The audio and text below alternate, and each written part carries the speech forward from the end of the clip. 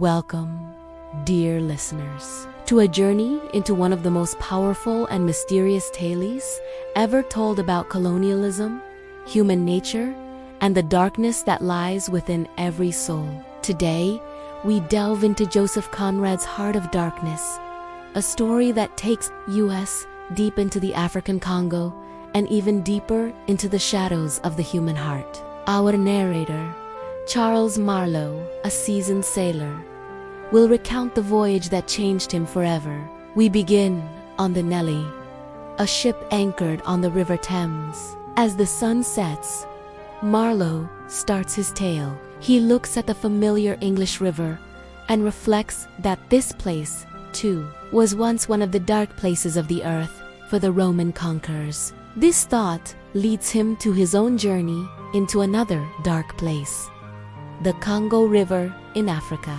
As a boy, Marlow was fascinated by maps, especially the blank, unexplored spaces. The Congo, a long, winding river shaped like a snake, called to him.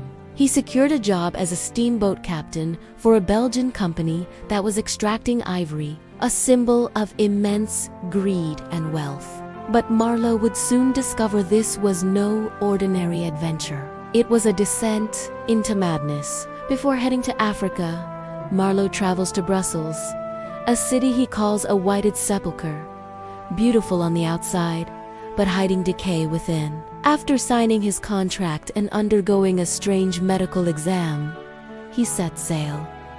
His arrival on the African coast is a shock. Instead of progress, he finds chaos and brutality. Native Africans are forced into slavery, chained and worked to death. The land is being ravaged, not developed. At the company's outer station, he meets the chief accountant, a man obsessed with keeping his white clothes spotless amidst all the filth and death. It's this man who first mentions Mr. Kurtz, a brilliant agent deep in the interior who sends back more ivory than everyone else combined. A very remarkable person, the accountant calls him. And so begins Marlow's obsession. Who is Kurtz? After a long delay, Marlow finally begins his journey, upriver, deeper and deeper into the jungle. The steamer moves through thick vegetation and an eerie, watchful silence. The jungle feels alive, ancient, and judgmental. Along the way, he witnesses more madness. White traders, driven by greed, fight amongst themselves, while the oppressed local people move like ghosts through the forest. Time and sanity seem to melt away. He reaches the central station and meets the manager, a cold, calculating man who cares only for his own power. The manager also speaks of Kurtz, but with a hint of jealousy and fear. He suggests Kurtz has gone too far and is ill, implying it might be for the best if he didn't survive. The manager sees Kurtz as a rival. This only makes Marlow more desperate to find the man. He repairs his broken-down steamer and pushes on up the river to find the mysterious Kurtz. The final leg of the journey up the Congo is slow and terrifying. Dense fog smothers the river. Drums echo in the distance, and strange cries pierce the night. Marlow feels they are being pulled into something primal, a darkness older than time itself. One day, the boat is attacked by a shower of arrows from the dense forest. The helmsman is killed, and the crew panics. Then, as suddenly as it began, the attack stops. It feels as if the jungle itself had lashed out. Finally, they arrive at Kurtz's inner station, a place that feels less like a trading post and more like a scene from a nightmare. At the station, Marlow meets a young, feverish Russian trader dressed in colorful rags who worships Kurtz. He explains that Kurtz has become a god among the local tribes. He commands them, inspires them, but also terrifies them. As proof, As proof, Marlow sees heads on stakes around the station, the remains of those who defied Kurtz. The man's supposed civilizing mission has collapsed into pure savagery. When Kurtz finally appears, he is a frail, dying figure on a stretcher, his face a horrifying mask of its former nobility. But his voice remains powerful.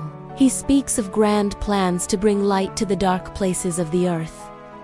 Yet his actions show he has become the very darkness he claimed to fight. He has cast off all restraint and lost his soul. As they prepare to take Kurtz downriver, the natives gather on the shore, mourning their departing leader. Kurtz, weak and delirious, raves about his fame, his station, and his immense plans. Marlow feels a strange connection to this terrifying man who represents what humanity can become when all moral boundaries are erased. One night, Kurtz crawls back towards the jungle, drawn by the wild life he created. Marlow follows and persuades him to return to the steamer. "I was on the threshold of great things," Kurtz whispers, his eyes haunted. As they travel down the river, Kurtz's body finally gives out. His final words, whispered with his dying breath, are among the most chilling in all of literature. The horror. Marlow understands. Kurtz has looked into the abyss of his own soul and seen the truth. When Marlow returns to Europe, he feels like a stranger. The clean streets and polite society seem like a lie after what he's witnessed. He visits Kurtz's fiancée, a woman still lost in her grief, believing he was a great man who brought light to Africa. She asks Marlow for Kurtz's last words. Looking at her innocent face, Marlow can't bring himself to tell her the terrible truth. He lies, telling her that Kurtz's final word was her name. As he leaves, he feels the weight of the darkness once more, not the darkness of the jungle, but the darkness of human deception and self-delusion. Back on the Nelly, Marlow falls silent. The men on board stare out at the River Thames, which now seems to lead into the heart of an immense darkness. Marlow's journey wasn't just a trip to Africa. It was a journey into the heart of humanity itself, where greed and the lust for power expose the true face of our inner demons. Conrad's haunting message remains. The heart of darkness isn't just a place on a map. It is inside all of us. Thank you for joining this journey through Joseph Conrad's masterpiece. It's a story that continues to challenge us, a timeless reflection on the thin line between civilization and savagery. If you enjoyed this narration, please like, share, and subscribe for more classic literature brought to life.